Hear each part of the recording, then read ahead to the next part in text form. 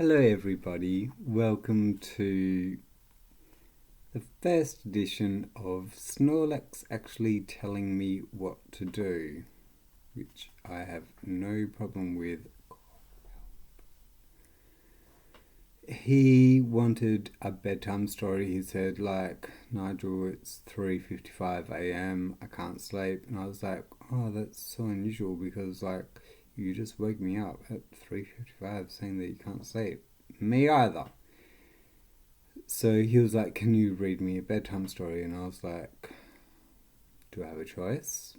And yes, Snorlax is very fair and would never, ever be anything but. So we settled on a surprise for Snorlax. A just like a diary journal on Sunday the 4th of January, February, March, April, 6th, June. Sunday the 4th of June 2017. I wrote this at 10 p.m. and at this point I was 81 days in rehab. Had a lovely sleep in until 8 a.m. After breakfast, met John at the gym at 10 a.m.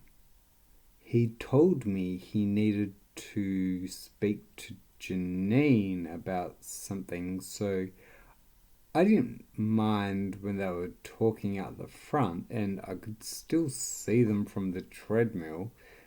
But then they moved and I couldn't see them, so I chucked the shits and left.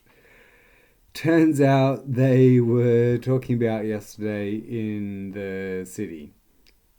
Carolyn offered Janine cigarettes and she left her family early to smoke. So bad.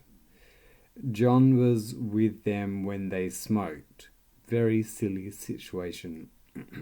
I was in the kitchen after playing a bit of Trivial Pursuit with Anthony, Charlotte, and Greg. Apparently, Charlotte left today. Greg is pretty opinionated and full on. Then I was in the kitchen all day getting the pork roast ready. I'm glad we started early. I felt like I stepped up to head cook role well and am glad I had a Friday barbecue tonight without Michael to get ready for this week as head cook. I was really happy with dinner and proud of myself. Doesn't seem long enough. Alright. This is after 82 days in rehab. Written on Monday the 5th of June 2017 at 9:20 p.m. Today was a public holiday. We went to Serenity Lodge in Rockingham. I couldn't believe how small their rehab is. I suppose ours is huge though. I didn't play volleyball, but just sat in the sun and watched. Glorious sunny day for winter. Sully, R.I.P. And Mel got... Oh, damn. Okay, that's bad. Apparently they were having sex and Sully was drinking on his weekends out. If this triggers anyone, I'm really sorry. I'm just saying how I saw it. Carolyn has.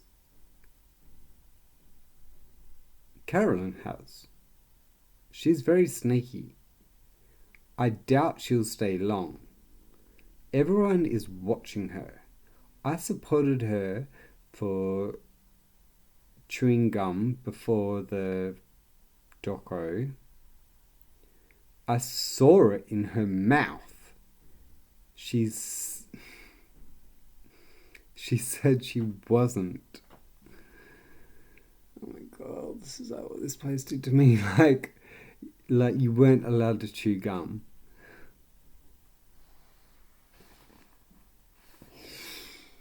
So I was like, I saw her chewing gum, and I had to support people like with a red flag, because otherwise I'll get in trouble. So I would be like, hey Carolyn, I would like to support you with a red flag for chewing gum as we're watching the documentary.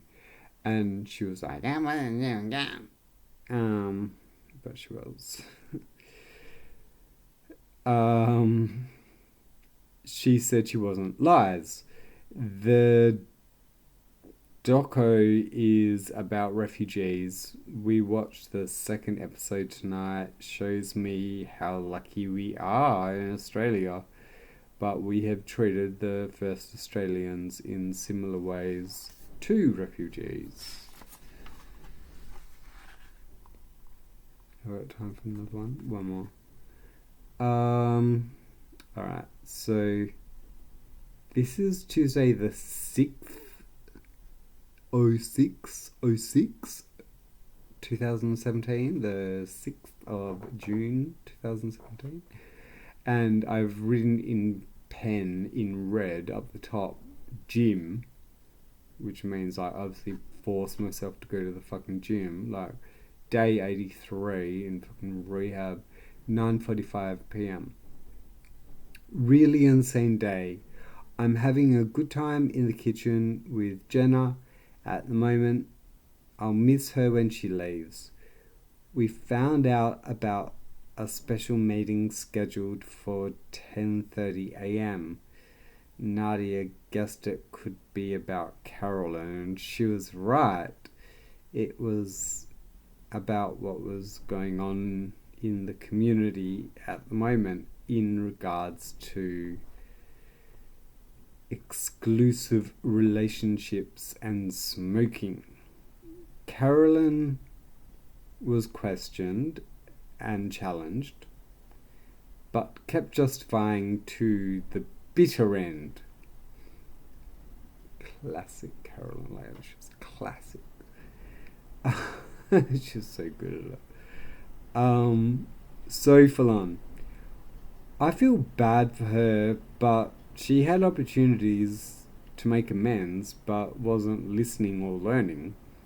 Then the Steve smoking came up, and he totally denied it again. I didn't see anything and was wondering if I should. Luckily, they came back to him, and I said my piece. After the group, the new Tanya, she must mean horrible, came up to me and said he told her he was smoking too. I have to vote for him on Thursday. I think I'll vote red. He could have owned up to smoking, but unless he does, I don't think this is the place for him.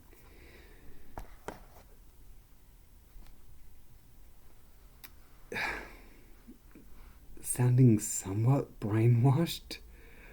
Like what the hell was that 11 months? I mean, like, I saw him smoking a cigarette, you know, let's smoke a cigarette, like a rehab, like, and so I was like, and like, he was all friendly, like, he was a country guy, and he was like, don't tell me, I was like, Steve, but like, that's all we're supposed to do, like, if we see each other's behaviours, we're supposed to, like, support each other, and,